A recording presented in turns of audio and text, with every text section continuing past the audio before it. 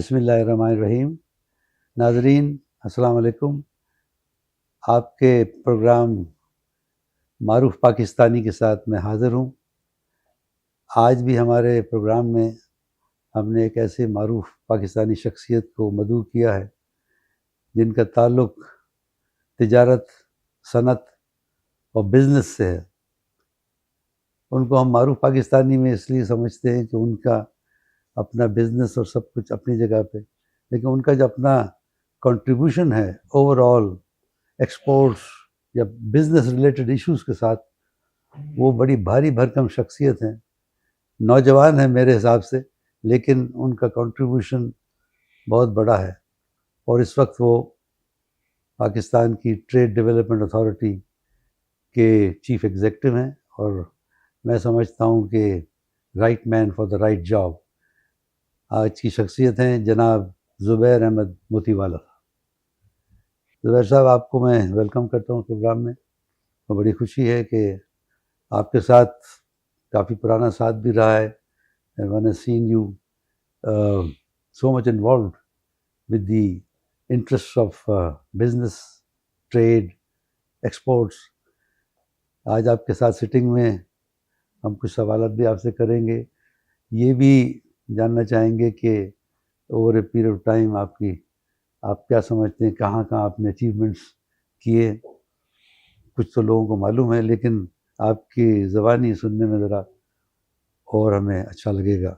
शुरू हम करते हैं कि आपके चाइल्डहुड, स्कूल, कहाँ से आपने शुरू किया एंड फैमिली बैकग्राउंड, ताकि नाजरीन को उसमें थोड़े पता चले कि आपकी शुरुआत कहाँ से हुई।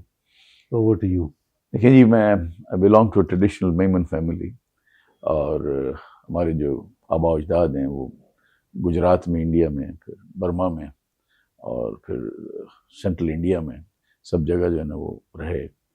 और वो जो बर्मा की वॉर थी उसमें हमारे जो फोर फादर्स थे उनके काफ़ी प्रॉब्लम्स उनको भी हुए। फिर वो दे वेंट इनटू इंडिया के गुजरात में एक गांव है धोराजी, उसके अंदर वो धोराजी उसमें वो क़याम पज़ीर हुए और उसके बाद वहीं से रहे। तो वहीं से फिर जब पाकिस्तान से पहले या पाकिस्तान के बाद में कराची आए, कराची में सेटल हुए।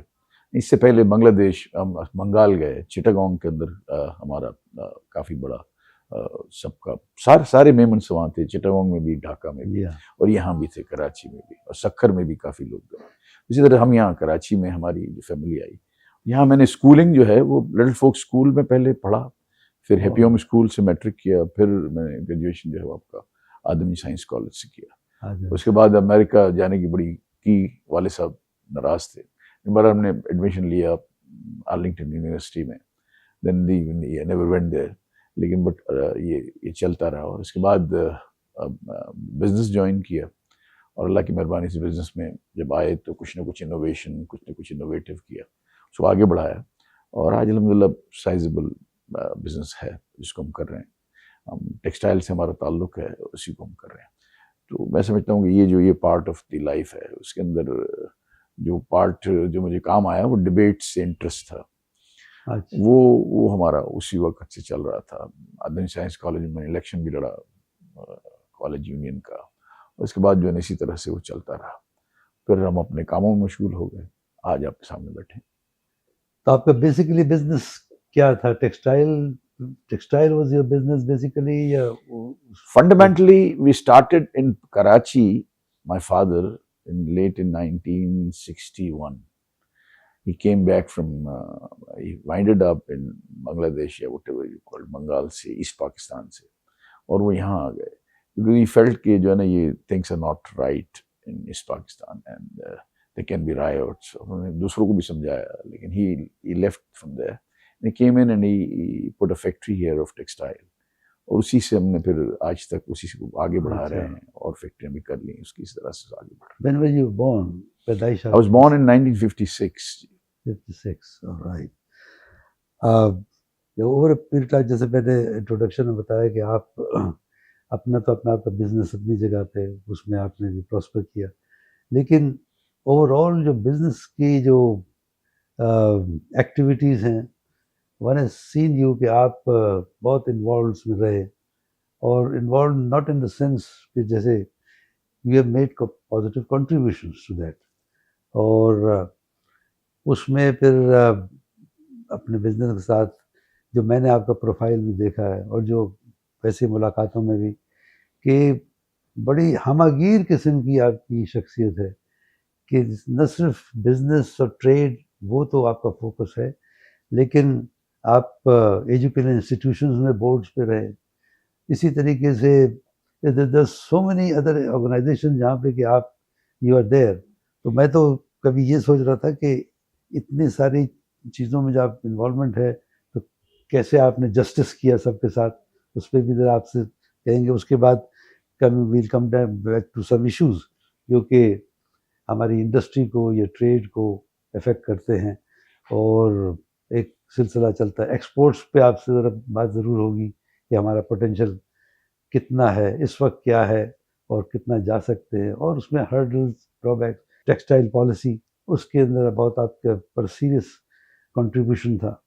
ज़ीरो रेटिंग ऑफ दोज 5, उसके बारे में जो भी थोड़ा बहुत आप बता सकें, बिकॉज वो इतने सारे एस्पेक्ट्स हैं कि शायद हम सारे कवर ना कर सकें, लेकिन उसका अहाता ज़रूर इस इंटरव्यू के दौरान मैं करना चाहूँगा आपसे। फिर मैं शुरू करता हूँ कि आप ये आप पे छोड़ता हूँ कि इस सारे सफ़र में आप मेनली क्या समझते हैं कि आपका बड़ा कंट्रीब्यूशन पर्सनल प्रोफेशनली कहाँ समझते हैं? जो मैं मेरे जहन में है वो एक आप सिंध के लिहाज से थरकोल का जो है जो फिर आपका एक मोती वाला फार्मूला मशहूर, वो क्या है?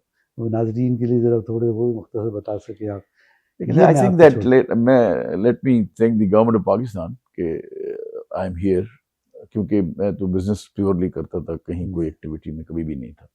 लेकिन जब उन्होंने सेल्स टैक्स इम्पोज किया way back in 1989 I believe, तो वहाँ हमारे ऊपर भी वो सेल्स टैक्स आया, और हमारी 2 फैक्ट्रियाँ थी, दोनों टेक्सटाइल की थी, तो we were hurt like anything. और हमें पता था कि यानी 89 से पहले सेल्स टैक्स नहीं था? नहीं था। जी हाँ, वो 7 रियाज साहब के ज़माने में इट स्टार्टेड ऑल, और बहुत पुरानी बात है। 7 बुक्स थी छोटी छोटी, इसके बाद अब तो बहुत बड़ा वॉल्यूम्स हो गए उसके। तो वो अब जो है ना, उस वक्त जब हुआ तो ज़ाहिर वेंट देयर पीपल, सारे इंडस्ट्रीज भी जमा हुए थे साइट एसोसिएशन में और टेक्सटाइल वाले, और तो फिर हमने वहाँ एक कमेटी बनाई है, then I was part of that committee. और फिर हम इस्लामाबाद गए, then I don't know how I was on forefront arguing with them with numbers and with all those things कि ये टेक्सटाइल है, वो 80% एक्सपोर्ट हो जाता है, 20% के लिए आप सारे सेक्टर को आप इस तरह से इन्वॉल्व नहीं कर सकते और इसके ऊपर टैक्स नहीं लग सकता। And we and I went for 1 day and stayed there for 9 days, और अल्हम्दुलिल्लाह वो करा के आए। वो 12.5% जो सेल्स टैक्स लगा था उसको ख़त्म करवाया, और 4 आने पर गज के ऊपर 25 पैसा पर यार्ड के ऊपर फॉर दैट ईयर हमने इसको कबूल किया, और बड़ी पजीराई हुई, बहुत ज़्यादा हुआ। Then I built up the interest, क्योंकि जब वो हो रही थी, वो जो कमेटी बनी, उसके पीछे इम्प्लीमेंटेशन का फेज था, उसमें सारों में उन्होंने जो है मुझे इन्वॉल्व किया इस्लामाबाद में। और देन इट वाज देयर, उसकी पूरी एक सिस्टम बनानी थी, वो हमने बनाई। फिर फिक्स टैक्स के ऊपर हम लेके आए दूसरे साल के अंदर। फिक्स टैक्स में there was identifying the machines, किस पे टैक्स लगेगा, किस पे नहीं लगेगा, उसकी इफिशिएंसीज क्या होंगी, वो सारा मैंने उसको डिटरमिन किया, हमारी कमेटी बनाई हमने, और वो उसके ऊपर जो है टैक्सेस लगे। तो दैट आई बिलीव दैट इसके बाद then there was no looking back, then people started taking me everywhere, और देन साइट एसोसिएशन वालों ने कहा कि नहीं आप आ जाएं। देन unprecedented कि I was the first man to become the senior vice president of the chamber of the association in the first go for the first time of the site association.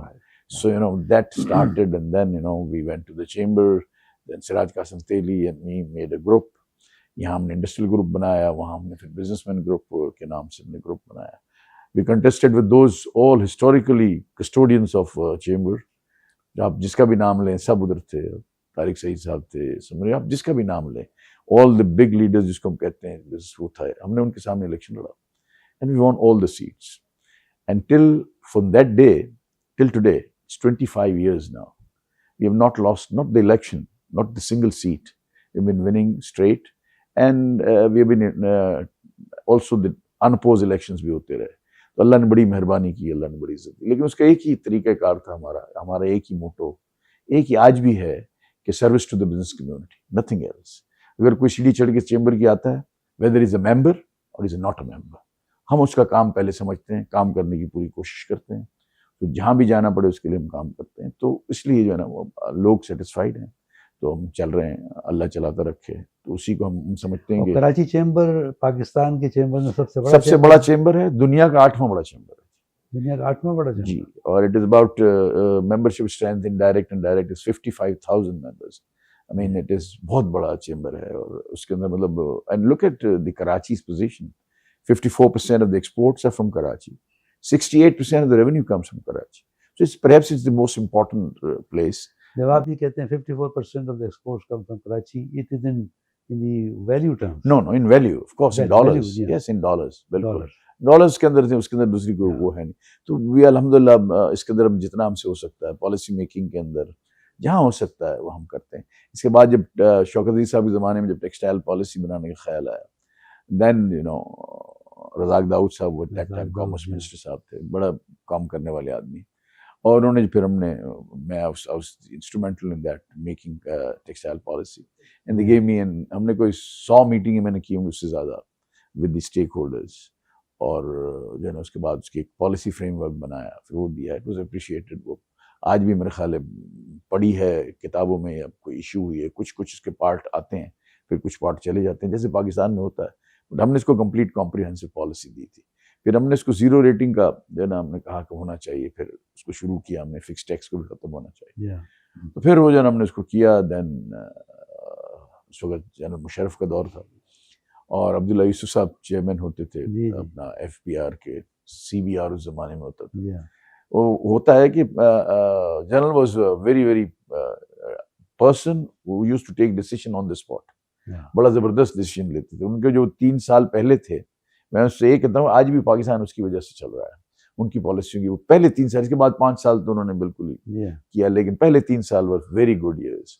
उस जमाने में मैंने उनको भाई जगह CBR की कोई जो होते हैं ना आपके सेमिनार्स, उसमें मैंने हिस्सा लिया था, तो वो कोई ट्रॉफीज देनी थी, तो यहाँ कराची भी आए हुए थे। तो आप देखिए मोबाइल मूव एंड पिक के अंदर मेज़नाइन फ्लोर का फासला कितना है, तो मैं खड़ा हुआ था वहाँ, जब कुदरतन वो आए वहीं से, तो अब्दुल्ला यूसुफ, क्योंकि मेरी इससे 0 रेटिंग की वजह से बड़ी मुलाकातें हो गई थी, तो मुझे आवाज़ दी इधर आ जाओ, तो I myself Abdullah Yusuf and general साहब, हम 3 आदमी लिफ्ट में थे। मैं जनरल साहब ये क्या मसला है, आप हमसे पैसे लेते हैं वापस देते नहीं, रिफंड नहीं होता, और ये लेते हैं और 80% export. Just turn to Abdullah Yusuf, Abdullah wherever I go, people tell me this story all the time. What you're doing?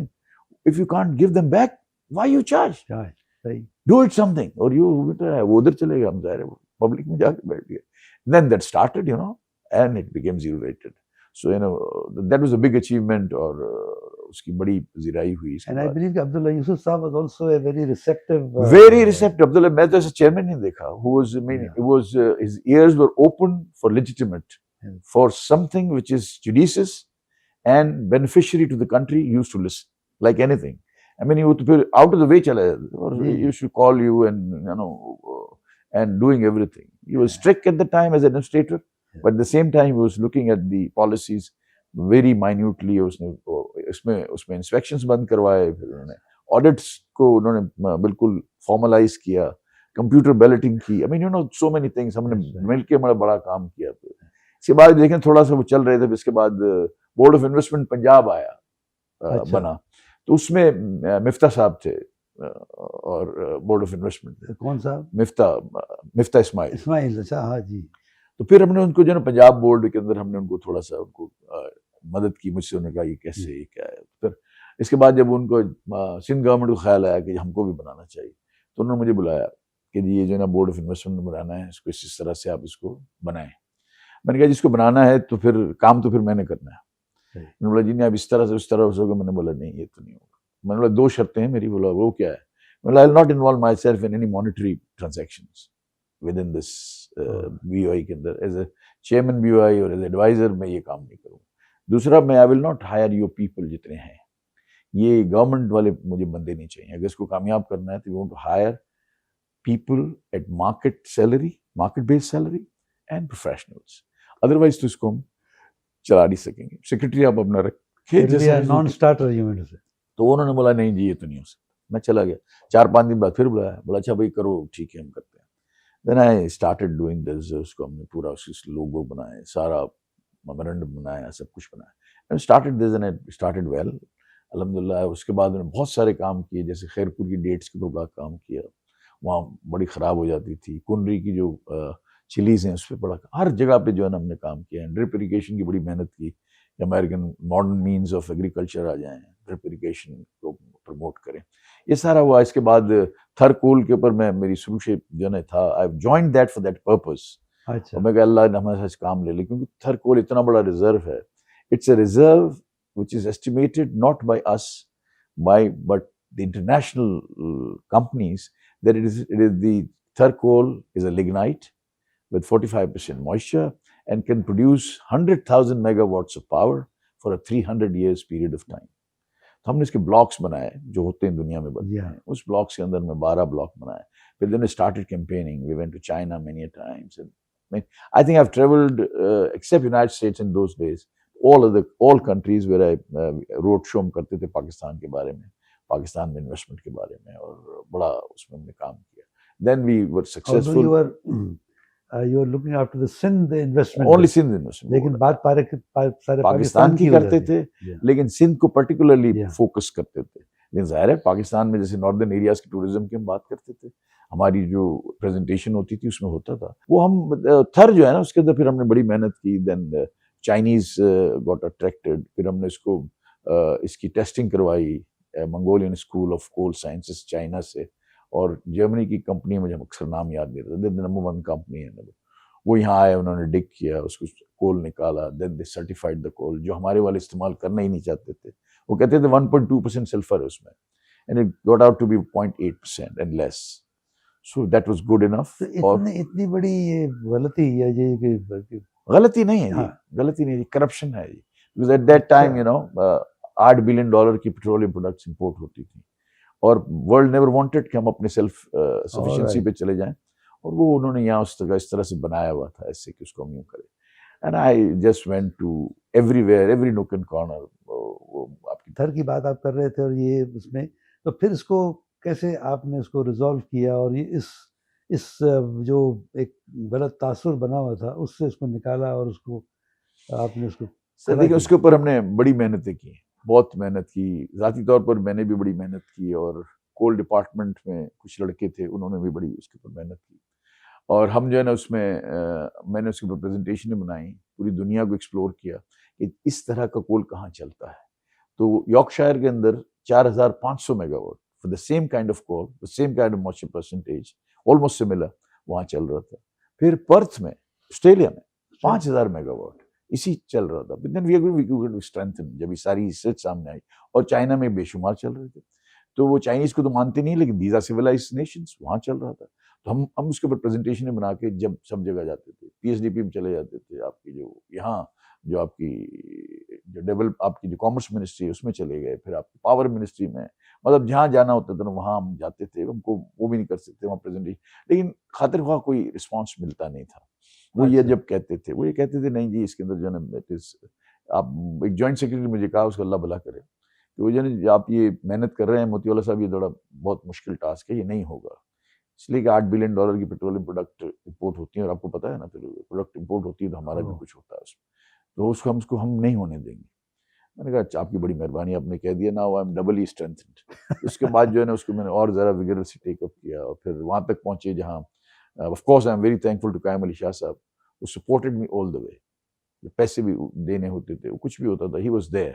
से बोला तुम करो, I have all the trust in you. तो एक बहुत बड़ा ट्रस्ट का एलिमेंट था मेरे ऊपर उनका, सिंध गवर्नमेंट का था, सिंध के सारे लोगों का था। तो जो है ना वो उसके बाद हमने नवाज शरीफ की जब गवर्नमेंट थी उसमें हमने प्रेजेंटेशन दी कि ये इसके प्लस पॉइंट्स हैं। विदाउट द अपफ्रंट टैरिफ कोई इन्वेस्टर नहीं आता, उसको कैसे पता चलेगा भाई मेरा टैरिफ क्या है और मैं उसको मुझे कैसे चलाना है उसको।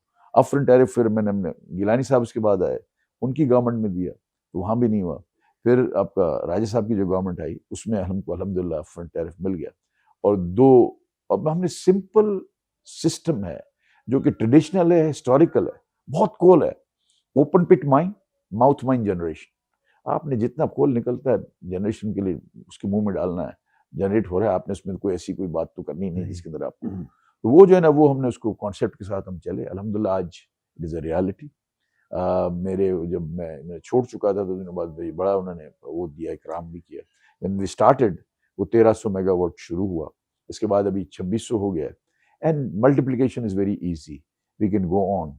और मेरी नज़र में थर जो है, it can be you know the hub of energy for the region. हम पूरे रीजन को, for the region, entire region, 1 lakh megawatt is the potential. तो आप पूरे रीजन को साइड के उसके अंदर हम कर सकते हैं। India wanted our coal to be on conveyors, but we said नहीं, हम खुद कर रहे हैं। इसके बाद जो हम 12 ब्लॉक हैं, हमने 4 ब्लॉक, दो डेवलप किए हैं, 2 हो रहे हैं। ये it is 116 blocks can be made out of this. इतना पोटेंशियल आप देखें कि 2300 मेगावाट है।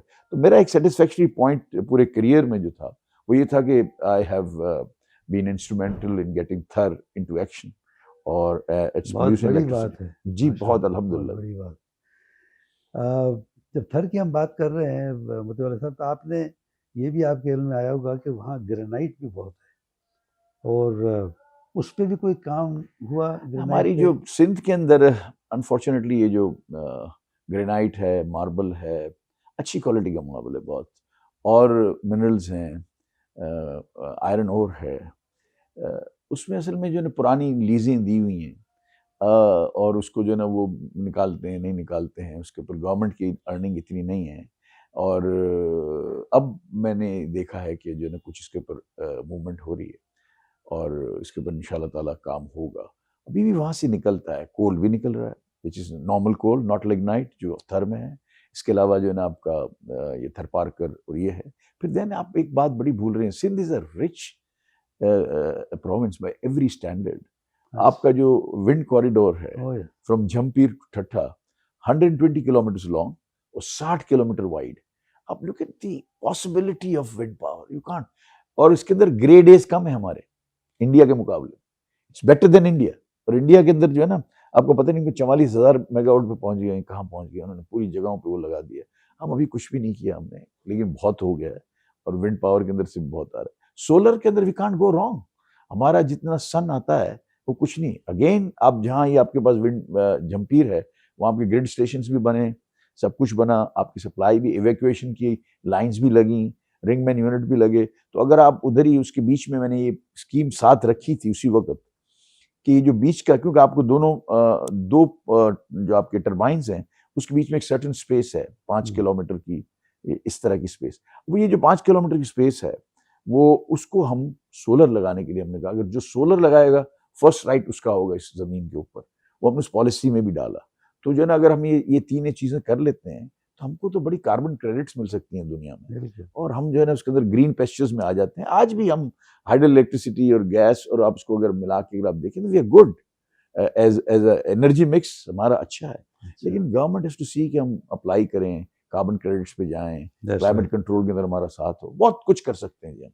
थोड़ा सा आप जो मोती वाला फॉर्मूला है उसके बारे में कुछ आप बताएं, देन विल। देखिए जी, ये बड़ा इंटरेस्टिंग है कि जब हम काम कर रहे थे, तो मैंने जब ये हम जीरो रेटिंग कर रहे थे, तो मैंने कहा in order to give a level playing field, मैंने अब्दुल्ला साहब से कहा कि इसको हमको ड्यूटीज को स्लैश डाउन करना पड़ेगा। उन्होंने कहा रेवेन्यू का मसला आ जाएगा। मैंने रेवेन्यू को कोई मसला नहीं। Those duties which were 45%, I brought them at 20%, और जो 20 पे था उसको मैं 7% पे किया।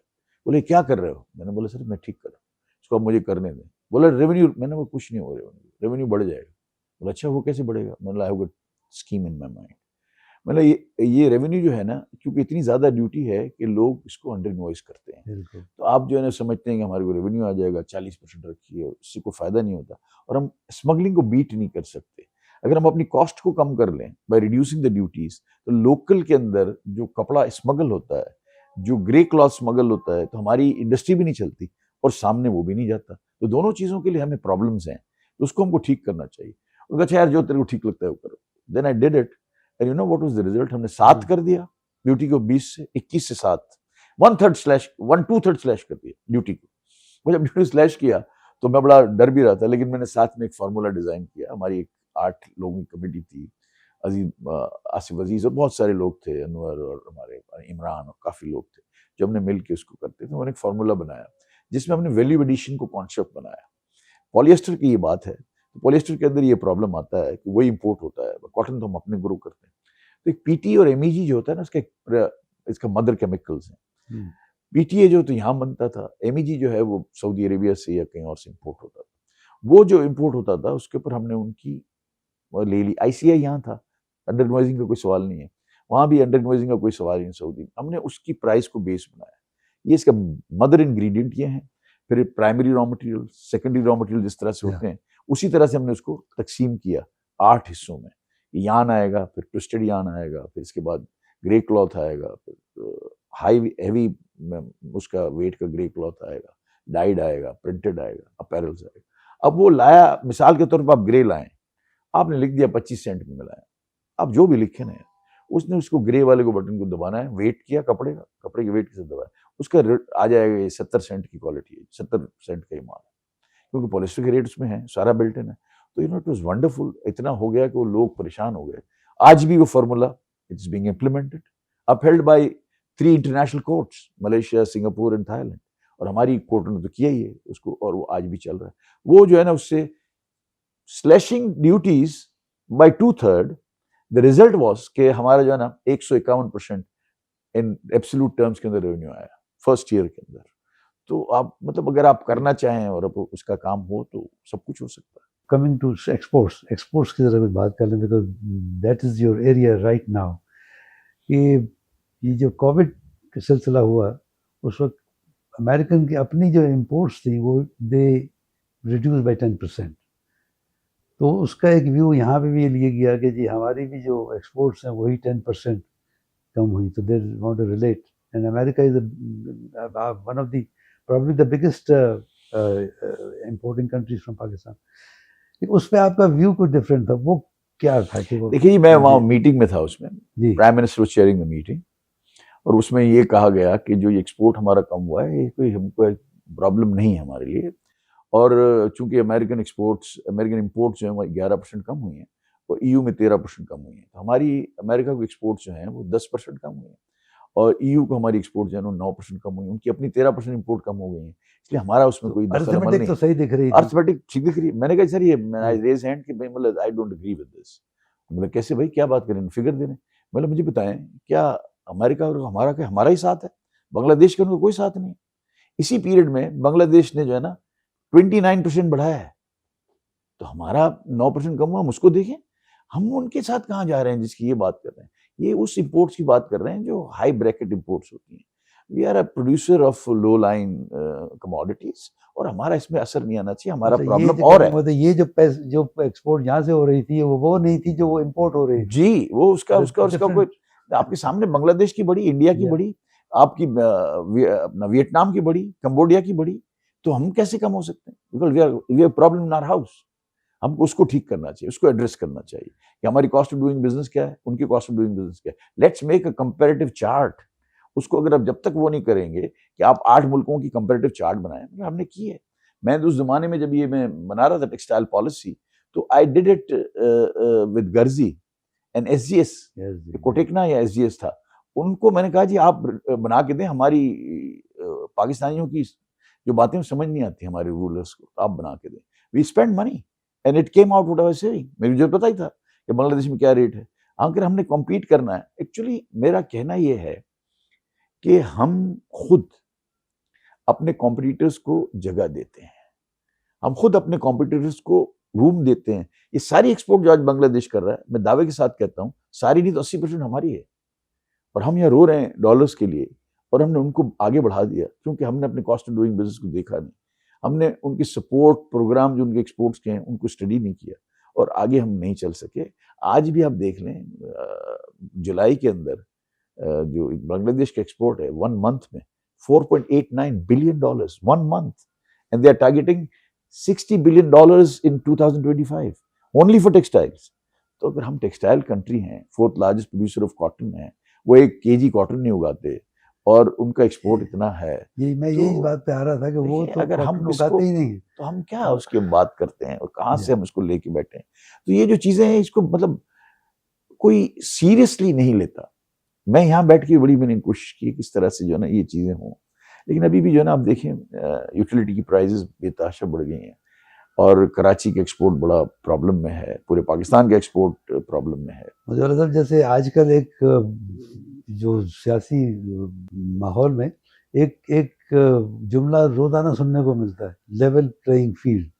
लेकिन मैं इसको आपको जरा पीछे ले जाता हूँ कि ये लेवल प्लेइंग फील्ड हमारे कंपटीशन में ये विद द अदर कंट्रीज वो कहाँ तक सही है कि हमें लेवल प्लेइंग फील्ड पाकिस्तान को वो नहीं है जो कि बांग्लादेश या इंडिया, श्रीलंका, वियतनाम को है।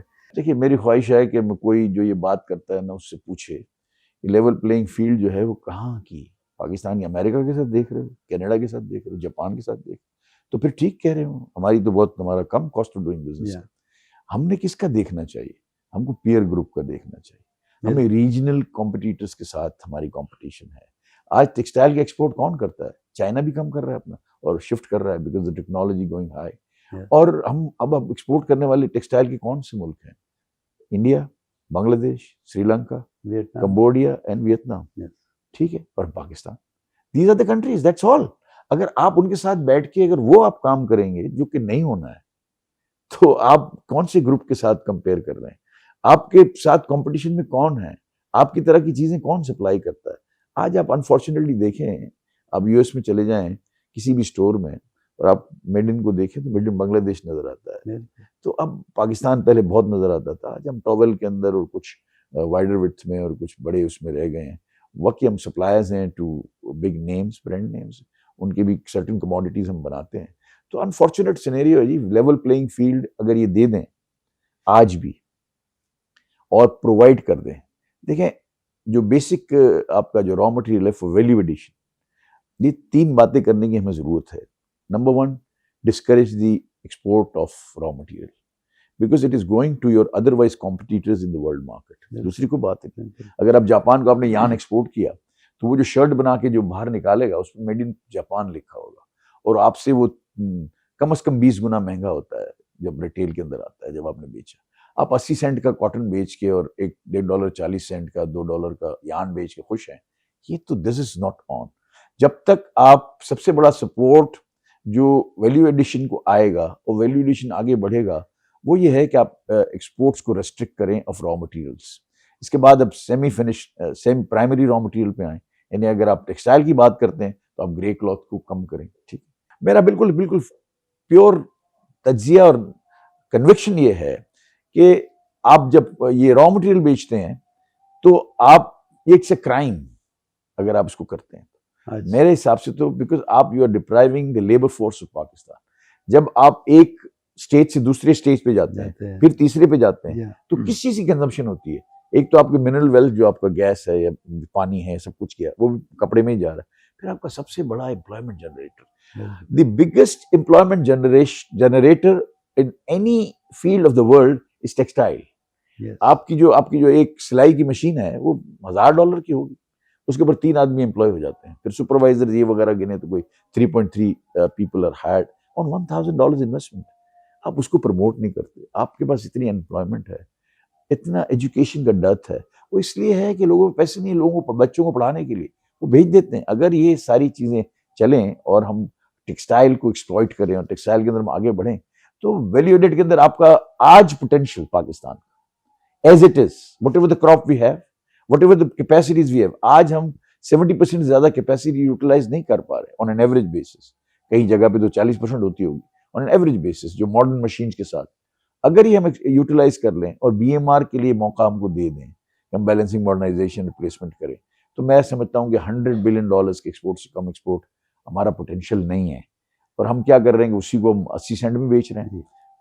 एट दिस पॉइंट मतलब साहब आप क्योंकि you are heading an organisation which is charge with trade and mainly export, तो ऑल्दो आपको इतना भी वक्त नहीं हुआ एज आपने इस दौरान ये जो आपने बातें की उसमें आप किस हद तक कामयाब हो रहे हैं या क्या, because you have a vision I know and you are a man practical जो कि आप इसको करके भी दिखा सकते हैं। तो जैसे हमारा पोटेंशियल एक्सपोर्ट्स का कोई तो 100 बिलियन की बात करता है, लेकिन अगर 50 बिलियन भी रखे उसमें से कुछ आपके एक्सपोर्ट्स हैं, कुछ हमारे ओवरसीज पाकिस्तानी से जो आते हैं, they are the main, these are the two main sources.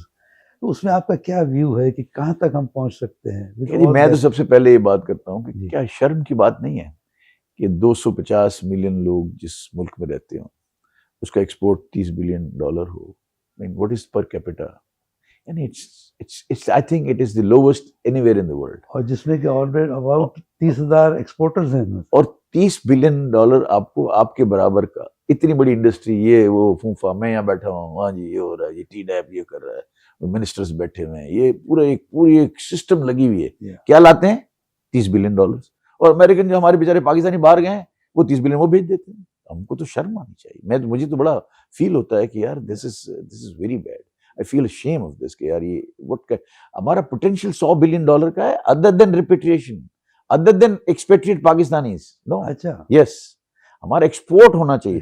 जब एक्सपोर्ट होगा पाकिस्तान में अनएम्प्लॉयमेंट नहीं होगी, पाकिस्तान के अंदर आपकी जो है ना ये प्रॉब्लम सारे खत्म हो जाएंगे, लॉ एंड ऑर्डर नहीं होगा। मैं कि अच्छी तरह से मानता हूं, मतलब I am convinced that this terrorism, extremism is nothing but empty stomach की प्रोडक्शन है, कुछ भी नहीं। मतलब जब भूखा रहता है, उसकी माँ के पास दवाई के पैसे नहीं होते, फिर वो कुछ भी करने को तैयार हो जाता है। आप उनको एम्प्लॉयमेंट देने के लिए पॉलिसीज चेंज कर सकते हैं। मैं कोशिश कर रहा हूँ यहाँ बैठ के कि वो हो। और जो फिर जो मैंने देखा कि टेक्सटाइल के अंदर जो है तो गैस की जो है domestic is the priority, they don't want to change. तो फिर मैंने अपना सिस्टम चेंज किया, अपना किबला चेंज किया। और मैं अदर देन टेक्सटाइल के अंदर मैंने बड़ी मेहनत की। और फूड के अंदर मैंने गल्फ फूड वहाँ गया दुबई, फिर मैंने उसके यहाँ देखा। यहाँ हमने एक फूड एजी के नाम से कभी हमने एक पहली एग्जीबिशन की जो सक्सेसफुल लाइक एनीथिंग। उसके अंदर हमने पूरा कॉन्सेप्ट एक चेंज किया और पाकिस्तानी इंग्रेडिएंट को प्रूफ करने के लिए हमने उसके अंदर एक किचन लगाया। जो रिक्वायरमेंट उनकी थी, फलाना ओवन चाहिए, ये चाहिए, वी स्पेंड एवरीथिंग। और ऊपर एक बड़ी स्क्रीन लगाई, बड़ा हॉल उसके लिए हमने मुख्तस किया और 14 शेफ्स बुलाए दुनिया भर से, जिसमें सिंगापुर, इटालियंस, फ्रेंच, जर्मन्स, सबको बुलाया, कुक्स को, रिनाउंड कुक्स को, और पाकिस्तानी कुक्स भी थे उसमें। और शर्त सिर्फ ये थी कि everything cooked there, international dishes, आप पास्ता कहें, पफ्स कहें, मैंने एवरीथिंग वाज देयर। दुनिया भर की डिशें वहां बनी 100% with Pakistani ingredients. That idea 100% Pakistani. एक चीज भी आप बाहर से हम नहीं लाने देंगे। जो कुक आया उसको यहाँ हमने पहले उसके साथ हमने बातचीत की, ये किया, वो किया, सब किया। इसके बाद उसको हमने उसको बोला भाई आपने यहाँ की ये चीजें, and I tell you everything was up to the mark. और उन 3 दिनों में अंदर 611 डेलीगेट्स आए फ्रॉम दुनिया भर से और $430 मिलियन के कॉन्ट्रैक्ट हुए। तो आई मीन, और आज उस डेट का वो इंतजार करेंगे, नई डेट आप अनाउंस करेंगे कब होगा ये। अब जो है ना, आई बिलीव कि आपने कहा 600 मिलियन के जो कॉन्ट्रैक्ट हुए, किस चीज के कॉन्ट्रैक्ट? सारे, एवरीथिंग आप देखें, from raw rice to salt, everything, name it, spices, dairy products, honey, I mean you know, name it. और वहाँ सब कुछ, मतलब एडिबल्स जो हैं, जितने एडिबल्स हैं, जितने आपके फूड रिलेटेड आइटम्स हैं, उनके रॉ मटेरियल्स हैं। अच्छा, फिर फ्रोजन फूड्स हुए, फिर मिठाइयाँ बिकी। हाँ, वो भी जो अभी जो पैक्ड के अंदर आते हैं वैक्यूम पैक्स में, वो भी गई, and it was tremendous success. तो अब मुझे ना एक बड़ी लाइन बन गई, सेसमी सीड पाकिस्तान से ना होने के बराबर जाता था। उस एग्जीबिशन के बाद $500 मिलियन का एक्सपोर्ट हो गया। This is what I wanted to know for नाज़रीन के लिए कि उससे इमीडिएट इफेक्ट भी आप इमीडिएट इफेक्ट जी बिल्कुल। और मैं I am working on that food side and other than textile side also, ताकि जो है हम उसको कर ले। और बहुत सारी ऐसी चीजें हैं जो पाकिस्तान, इंजीनियरिंग है, हेल्थ केयर है। हेल्थ के अंदर हम अभी लाहौर में पिछले साल भी एग्जीबिशन की थी, वो बड़ी सक्सेसफुल थी, इस साल भी कर रहे हैं। और उसके अंदर फार्मा के लिए यू नो, उस पिछली एग्जीबिशन में तकरीबन 19 अफ्रीकन कंट्री से लोग आए थे। और उन्होंने जो 18 ने जो अल्फाज अदा किए, मैं आपको रिपीट कर देता हूँ, मन ऐसे ही सेम टू सेम। उन्होंने कहा, this is Pakistan, we never knew about this Pakistan, you are better in quality, cheaper than India and Pak China.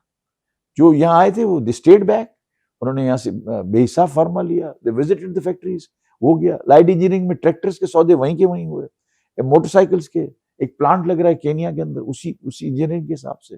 और जो है ना, और काफी जो है बहुत अच्छा हुआ। अब फिर हम कर रहे हैं, इट इज गोइंग ऑन। अभी इस जनवरी के अंदर फिर होगा ये, और हमने पिछली दफा भी किया था, इस दफा भी होगा।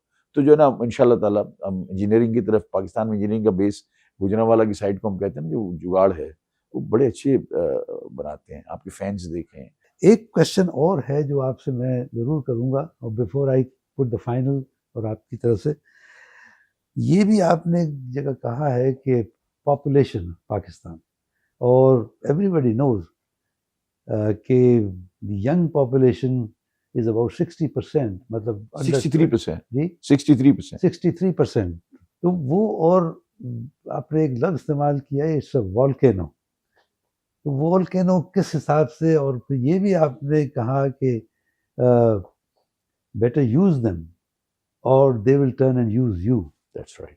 उसको तो एक्सप्लेन करें कि how big is this volcano, and देखिए आर जी, the governments aware of this? देखिए जी, यूथ जो है ना, इट इज एन एसेट, मैं ये मानता हूँ किसी भी मुल्क का। किसी भी आज अगर चाइना अगर तरक्की की तो उसने अपनी यूथ से की, उसने Yeah. वहां तरक्की की, सारों को काम पे लगाया। हम ये कर रहे हैं कि इनको आइडल रख रहे हैं। जब idle minds and young minds, Devil volatile minds, वो आपको जो है ना एविल चीजें सोचने पे मजबूर आदमी हो जाता है। ये भी कर लूं, वो भी कर लूं, इसको भी मार लूं, इसको सीधा कर दूं। अगर वो काम पे होता है तो ये चीजों को सोच नहीं सकता।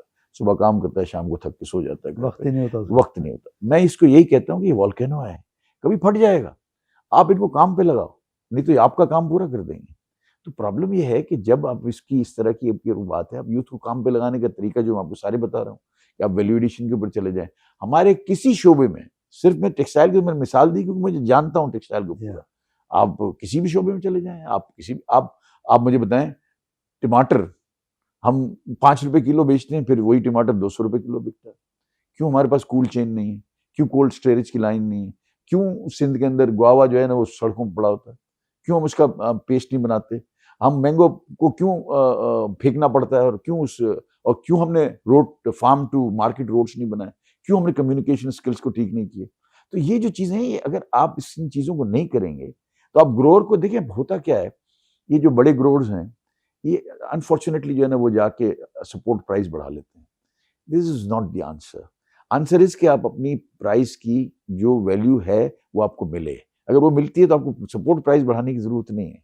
तो जब आप सपोर्ट प्राइस बढ़ा लेते हैं तो और 15 किस्म किस्म प्रॉब्लम्स आ जाते हैं। बड़े ग्रोअर्स होते हैं, छोटे हैं, फिर आपको यूरिया के मसले हैं, फिर आपको फर्टिलाइजर के मसले हैं, पेस्टिसाइड्स के मसले हैं, आपको बहुत सारे मसले हैं। मैं कहना ये चाहता हूँ कि देखें, इस यूथ को हमको यूटिलाइज करना चाहिए, और हर जगह पर गवर्नमेंट ऑफ पाकिस्तान को वैल्यू एडिशन के ऊपर कॉन्सेंट्रेट करना चाहिए।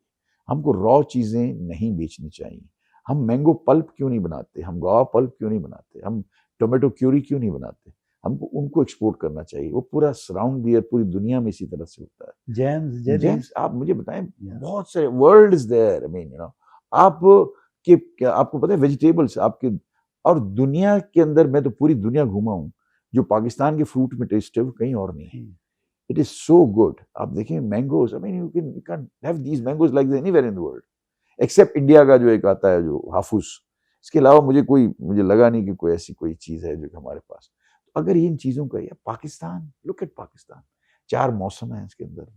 आप देखें पहाड़ हैं बर्फों से ढके हुए, आपके पास रिवर्स हैं, आपके पास समंदर है, आपके पास प्लेन्स हैं, आपके पास डिजर्ट्स हैं, आपके पास ऐसी चीजें हैं जो दुनिया में नहीं होती हैं। आपके पोर्ट्स हैं, एक ही मुल्क में नहीं, एक ही मुल्क में नहीं मिल सकती आपको। दुनिया में 44 लैंडलॉक कंट्रीज हैं, हम चारों तरफ से खुले हुए हैं, हमारे पास सब कुछ है, हमारे पास पोटेंशियल है, लोग समझदार हैं, लोग अक्ल वाले हैं, और हम जो है ना इसके बाद फिर भी जो है ना उसको हम कर नहीं सकते। तो मैं तो सिर्फ आखिर में ये आपसे बात कहूंगा, thank you very much for taking me on this programme. My message to Pakistani business community का मेरा मैसेज ये है कि काइंडली गेट यूनाइटेड। अगर आप यूनाइटेड नहीं होंगे तो जो जहां से आपको एक्सप्लॉइट किया जाता है वहां से आप एक्सप्लॉइट करते रहेंगे, और सही पॉलिसीज फ्रेम नहीं वर्क होंगे। मैं उनसे, मेरी गुजारिश ये है कि इंडिविजुअली अपने आप को और अपने को देखना बंद कर दें, नेशनलिस्ट स्पिरिट पैदा करें, पाकिस्तान के लिए सोचें, पाकिस्तान के लिए पॉलिसी का सोचें। जो आप दिख रहे हैं, अगर आप कोई पॉलिसाइजेशन किसी मीटिंग में बैठे हो दे रहे हैं, अगर आपके पर्सनल इंटरेस्ट में है और नेशनल इंटरेस्ट में नहीं है, तो मेहरबानी करके उसको आप अपनी जुबान पे ना लाएं, क्योंकि that will be not in the interest. और जो चीज नेशनल इंटरेस्ट में होगी वही हर इंडिविजुअल के इंटरेस्ट में ऑटोमेटिकली आज नहीं होगी तो कल हो जाएगी। इसको आप यूनाइटेड होकर ये बात को जब तक नहीं करेंगे, जब तक नहीं होगी। और एक्सपोर्ट पाकिस्तान से हो सकती हैं, कोई प्रॉब्लम नहीं है। गवर्नमेंट को सिर्फ level playing field compared with the regional competitors provide करना है in terms of raw materials, in terms of duties on duty structure, customs dealings, preferential treatment at custom stage to the export raw material. Number three, providing the utility at the tariff available to my competitors. उसी दाम पे, उसी pressure के साथ, उसी quantum के साथ, उसी क्वालिटी के साथ कैसे नहीं बढ़ेगा एक्सपोर्ट? ऑटोमेटिकली बढ़ेगा। किसी इदारों की, किसी आग के काम करने की जरूरत नहीं है। एंटरप्रेन्योर जहां बना सकता है, जहां माल बेच सकता है, कॉम्पीट कर सकता है, पाकिस्तान आगे बढ़ेगा इंशाल्लाह। और मैं कन्विंस हूं कि हम सारे बात करते हैं कि we want to see Pakistan a pragmatic, productive and progressive Pakistan. ऐसे नहीं होगा, ऐसे नहीं होगा। Every Pakistani has to put its bit in, everyone. एक भी आदमी कहे कि मेरी जिम्मेदारी नहीं, मैं क्या करूं, तो ये नहीं होगा। पाकिस्तान सबका है, सबको इसके लिए कुर्बानी भी देनी पड़ेगी और सबको काम भी करना पड़ेगा। जब तक ये नहीं होगा, हम बातें बड़ी बड़ी कर लेंगे, मेरे जैसे लोग 2 घंटे तकरीर भी कर लेंगे, लेकिन उसका हासिल कुछ नहीं होगा। बहुत बहुत शुक्रिया आपका ज़ुबैर मोतीवाला साहब। हमें बड़ी खुशी है कि आप इस प्रोग्राम में तशरीफ़ लाए और बड़ी मुफीद बातें आपने न सिर्फ बिजनेसमैन के लिए की, बल्कि ओवरऑल पाकिस्तानियों के लिए भी आपका बड़ा सही पैगाम, और मैं समझता हूँ उससे बड़ा फ़ायदा होगा।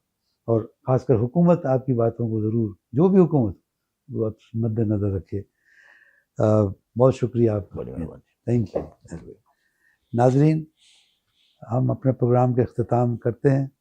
आपने देखा आज ज़ुबैर मोतीवाला साहब के साथ जो हमारा सेशन हुआ, मैं अपने पर्सनल हिसाब से कहता हूँ, मुझे तो बहुत इल्म में इजाफ़ा हुआ, और मैं समझता हूँ कि नाज़रीन को भी, आपको भी ज़रूर इससे फ़ायदा हुआ होगा इनकी बातें सुन करके। आपसे इजाज़त लेते हैं। आप इस वक्त स्क्रीन पे हमारा ईमेल एड्रेस और टेलीफोन नंबर भी देख रहे हैं मीडिया फोकस का। हम आपसे एक्सपेक्ट करेंगे कि इस प्रोग्राम के बारे में अपनी राय से आगाह करें, ताकि हम अपने इस प्रोग्राम को बेहतर से बेहतर कर सकें। अस्सलाम वालेकुम, शुक्रिया।